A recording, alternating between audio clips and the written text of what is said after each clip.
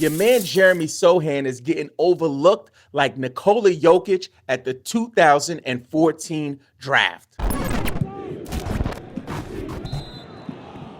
We believe every NBA fan that plays fantasy football should also play fantasy basketball. Here are the top 5 waiver wire targets you need to pay attention to for week 3 of the fantasy basketball season. DeAnthony Melton. DeAnthony Melton is only rostered in 15.5% of ESPN leagues. It's a different story on Yahoo, where he's rostered in over 65% of leagues. Over the last 7 days, he's averaged 25.7 minutes per game. Yes. 8 points per game. Maybe. 3 rebounds a game. Yuck. 5.7 assists a game. Not bad. 1.3 steals. That's okay. And 0.3 blocks. That's not so hot. So what do we say? Listen. At first, DeAnthony Melton reported that he didn't even believe that the James Harden trade was real news, right? So most people in the fantasy industry believe DeAnthony Melton is going to benefit from James Harden's departure. I agree. However, in the last week, he hasn't been having the best performances. So people are like, is he really a hold? Should I pick him up?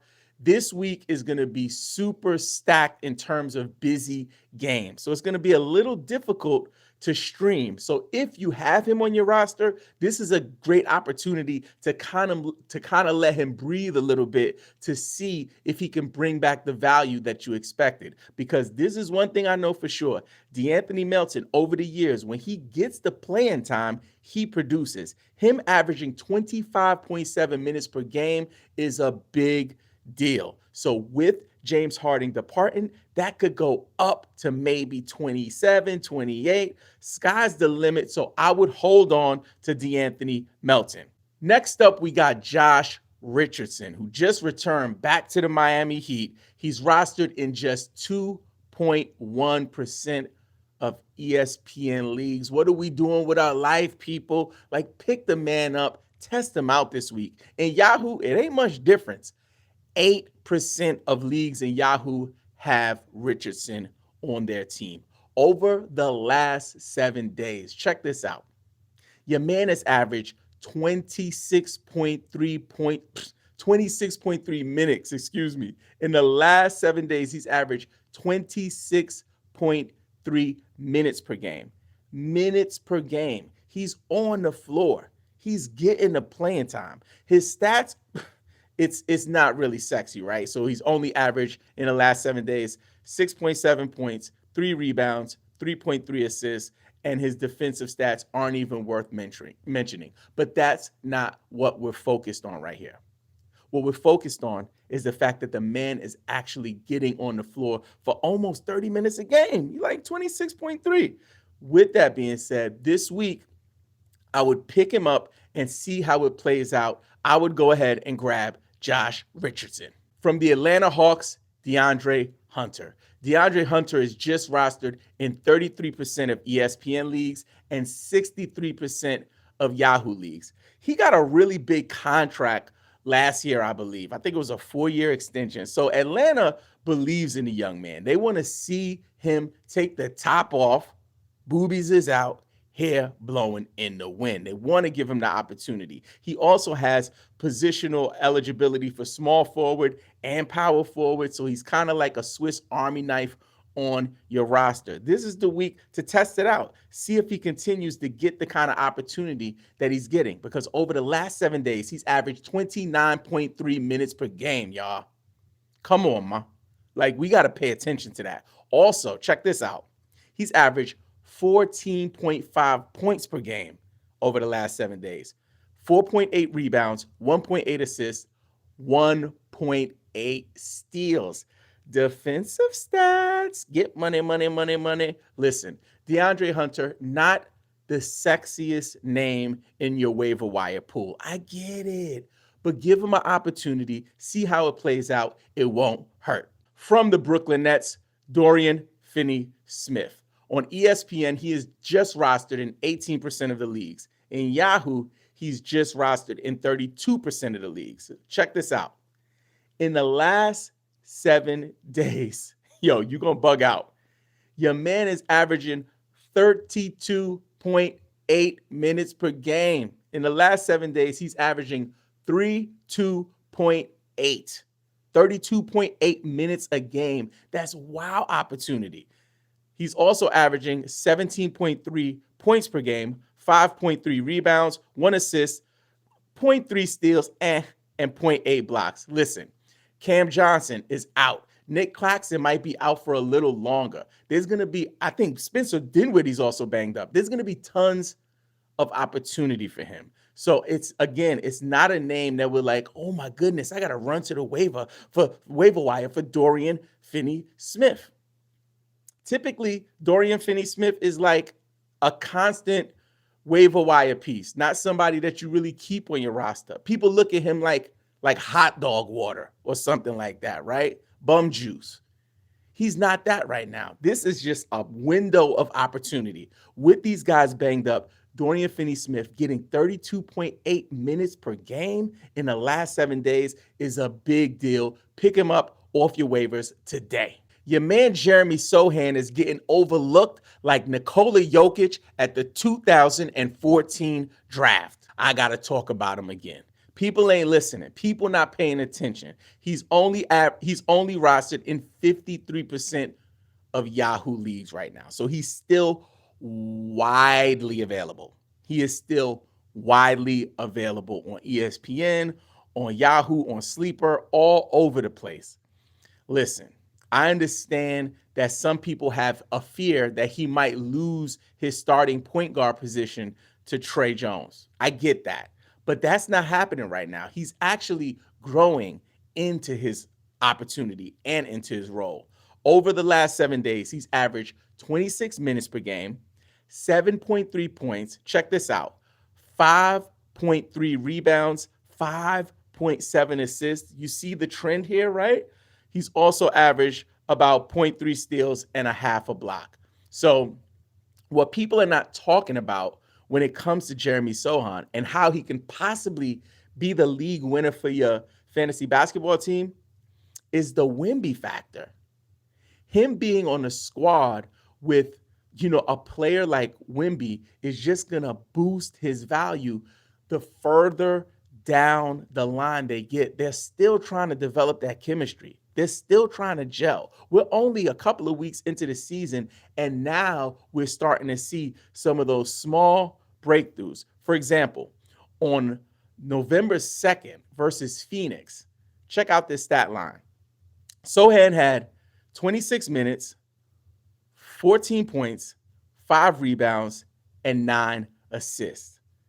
He is moving in the right direction. So I understand the way the waiver wire works. If you're streaming your worst 2 players and maybe Jeremy Sohan is one of those players, I get it.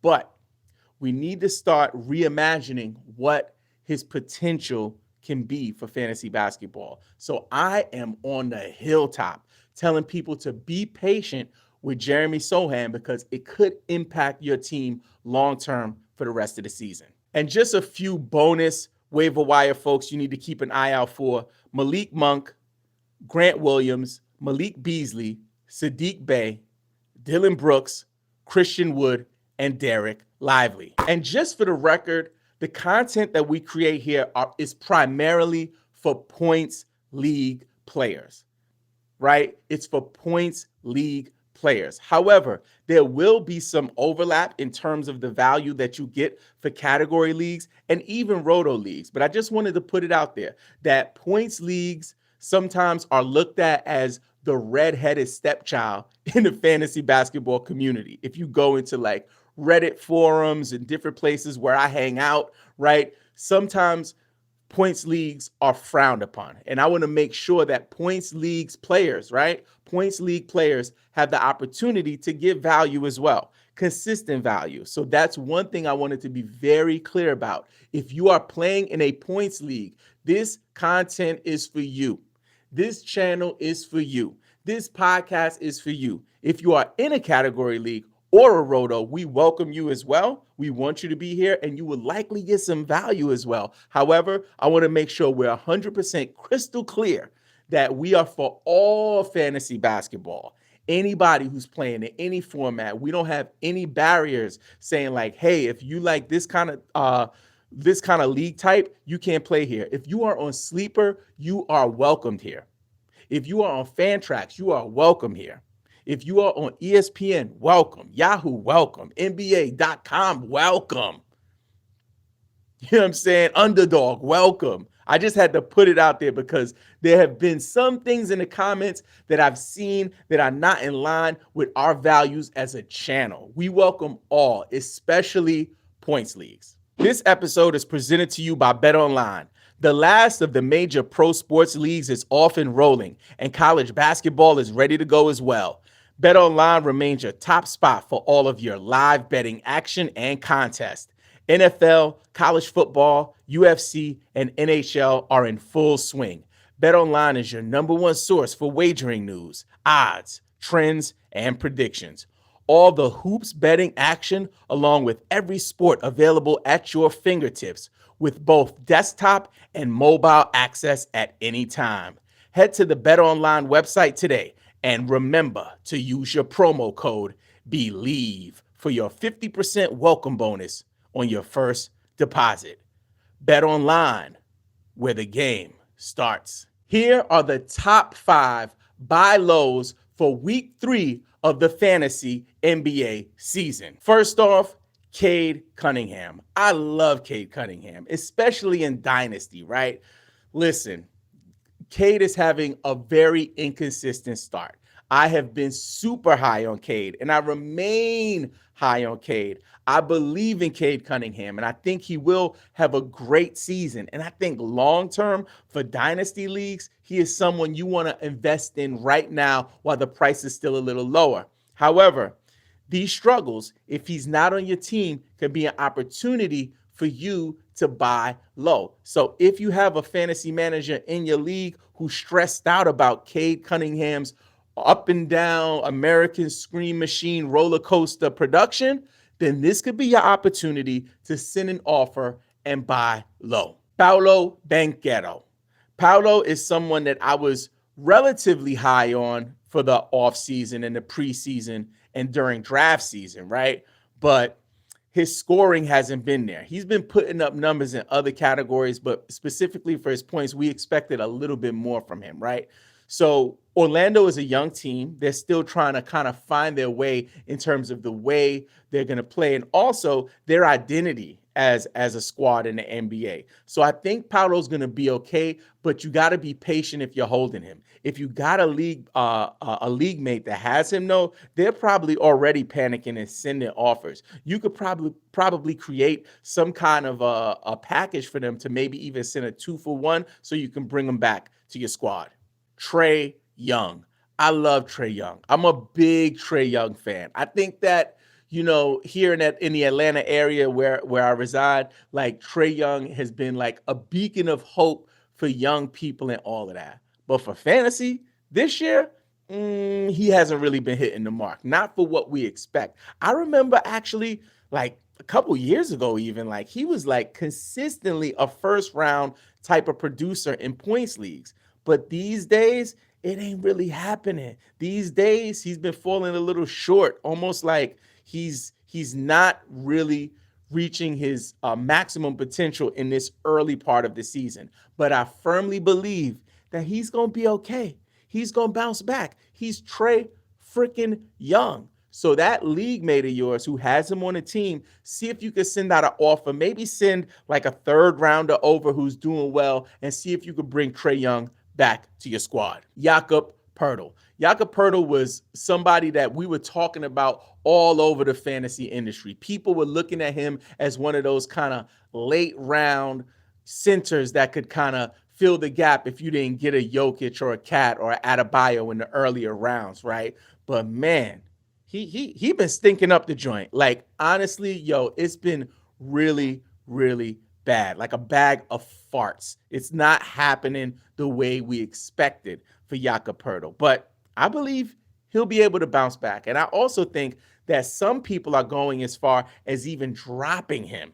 I've seen him dropped in 10-team leagues, right? So if you're in a 10-team league, 8-team league, maybe even 12s, you might see him get dropped if people are panicking. But definitely consider seeing if you could create a package to bring Jakob Poeltl to your squad. He's bound to bounce back. Walker Kessler. Walker Kessler is someone that we speak about probably every week on this show. We are on the record for promoting him in the offseason, in the draft season. We believed in Walker Kessler. But I have a lot of Walker Kessler stock.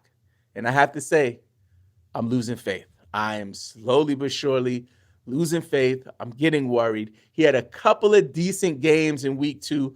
Week 1 was kind of a wash. You know what I'm saying?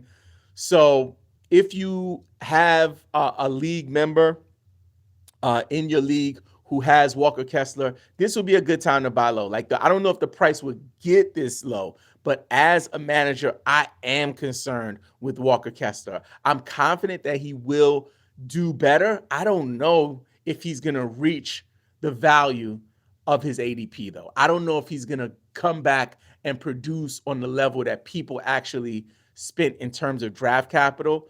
So if you don't have him on your roster, this could be an opportunity to get him on the low while the fantasy manager who has him on a team is panicking. Here are the top 5 sell highs for week 3 of the NBA fantasy season. Russell Westbrook. Russell Westbrook, yes, I said Russell Westbrook. He is not that guy right now. He is not the Russell Westbrook of old. But with James Harden coming to town, if Russell Westbrook has a signature game, like one of those triple-double Russell Westbrook of old games, you got to move him because his value will continue to decline over the next few weeks. And before you know it, he's going to be all the way in the burning dumpster, just crushing your fantasy team's potential. John Collins. John Collins has been outproducing anything that people thought he would do. He's beyond his ADP right now. He's even outperforming people like Walker Kessler, right? So for me, I love John Collins, and I love the opportunity to see if you can get more for him. So I would see if you could sell high on John Collins. LeBron James. There was a threat that he would be playing lower minutes to start the season. By the second game, he was already doing more than we thought he was going to do in terms of minutes on the floor. So LeBron James right now is putting on a show. He is putting up old school, not even old school, just consistent LeBron James production. But the fact of the matter is, LeBron James always is resting. He's always having wine on the sideline, eating cheese on the sideline, whatever. So listen, I don't know if he's going to be able to maintain this level of value without missing some days, having some kind of ticky-tack injury. So if you could sell LeBron James, I would do it right now. This one kind of breaks my heart to say, oh my God, I don't believe I'm going to say it. Jalen Duren. Jalen Duren has been on an absolute tear to start this season. At one point, he was averaging 15 rebounds a game. Right now, it's a little lower, I believe, because he was out a couple of games. Any way you look at it, long-term dynasty value, he's the kind of player I'm holding on to. But for a redraft league, for the championship, if you can sell high on him now and get because you drafted him later in the draft, y'all. So if you can get middle round value, 4th round, 5th round value for him, maybe some of those guys who are buy lows right now, this could be an opportunity to take advantage of his out of this world production. From the Brooklyn Nets, Cam Thomas. Cam Thomas is out of this world. He is going off. Literally, I think he's the 3rd highest scorer in the NBA right now. He's really going off. I don't think it's going to last, y'all. I don't think it's going to last. Last year, we had a run from Cam Thomas that was very similar, where he was putting up these 40-point, 35-point games. He was going off, and then he kind of got quieted down when all of the new players in the big deal that sent away KD arrived in Brooklyn. So Jacques Vaughn is up to something, right? He's trying to explore this young man's potential. But will he be like a 30-point scorer at the end of the season? Like, I'm confident in saying no, that he will not. I could be wrong, but I doubt it. There's somebody in your league, though, if they're a Brooklyn Nets homer type fan, you know what I'm saying? I don't know if it's a New Yorker in your league, somebody from Brooklyn that you can hit him with the, yo, I throw you a beef patty and cheese, and I'll throw you Cam Thomas, boom, boom, boom. See if you can get back somebody like, I don't know, Cade Cunningham or something like that. You could try to see if you could take advantage of a buy low, sell high type situation. So sell high on him for a buy low. Any way you look at it, I love what the young man is doing, but I do not know if it's sustainable. Now let's open up the Believe in Fantasy Basketball mailbag. The cool thing is about taking these questions from our Discord community is the fact that you may very well have the same questions. The first question is from Carno123. He says, what's your thoughts on Scoot? Should we hold or ride out? Will he get better? So I'm worried about Scoot, man. Like, honestly, not every rookie comes in the first year and is able to produce. People like Asar Thompson from Detroit is killing right now. He has the type of skill set that works for a fantasy game. Scoot playing point guards who rookie point guards turn the ball over. They struggle to shoot the ball. Honestly, I don't know how it's going to end. I would definitely be worried if I had Scoot on my team. I don't have any Scoot Henderson stock, but I would definitely be worried. I know he's also been banged up. I got a lot of concerns, and what I would do is just kind of monitor the landscape to see how people across the platforms are treating him, because for me, at any point, he could end up being on the waiver wire. I hope it doesn't happen. I hope that he would turn it around, but at this point, it's ugly. This one is from Lobster B. He says, should I drop Mathurin for Cam Thomas? If Cam Thomas is on your waiver wire, you drop Benedict Mathurin right now. This one is from Breezy. He says, how do you think the Clippers are going to do with Harden? Will Russ, Kawhi, PG stats go down extremely? What do you think? I think everyone's going to take a little bit of a hit. I think some people kind of have like Harden-proof, skill sets. Kawhi, PG 13. I think both of those guys are going to still put up very good fantasy numbers as long as they're healthy. I do believe Russ is going to take a dramatic hit, though. I don't know, what, Tyronn Lue's game plan is going to be, right? Like, Harden is on the record saying like he is the system. Your man was like, they were like, how you going to do in this system? He's like, nah, I am the system. So I don't know. Like, there's a bit of like arrogance involved, pride involved. If Harden came off the bench, it might be better for the team, but he's not going to do that.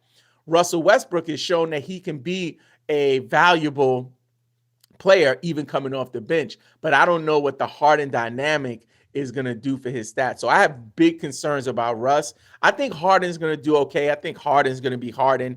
His game these days are not, it's not really built on him having to score 30 points a game anymore. It's really about him facilitating. And I think he has enough weapons there to still be a viable fantasy contributor.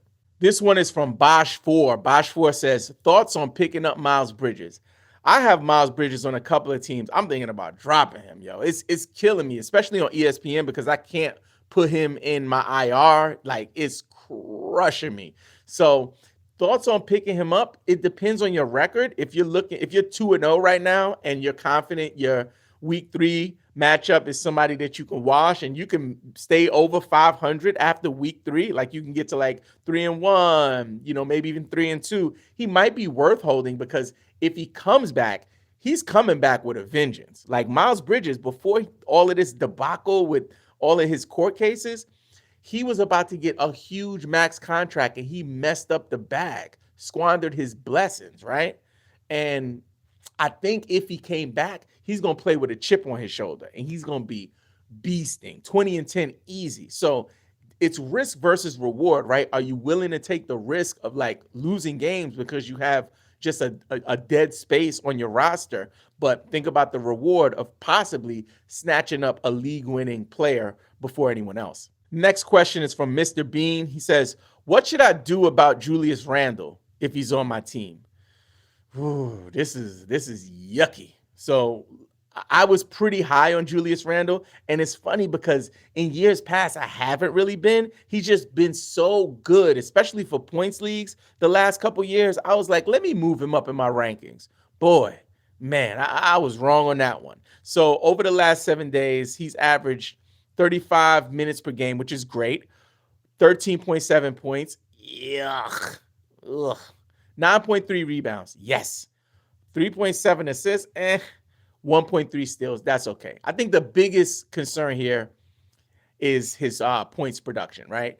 So we expect way more from him, like at least 19 to 20 points per game. So maybe even 17 would be okay. This is just not it for him.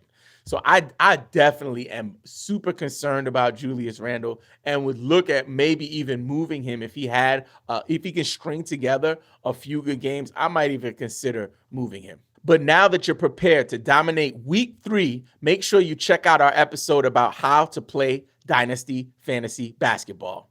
This episode was presented to you by BetOnline, where the game starts.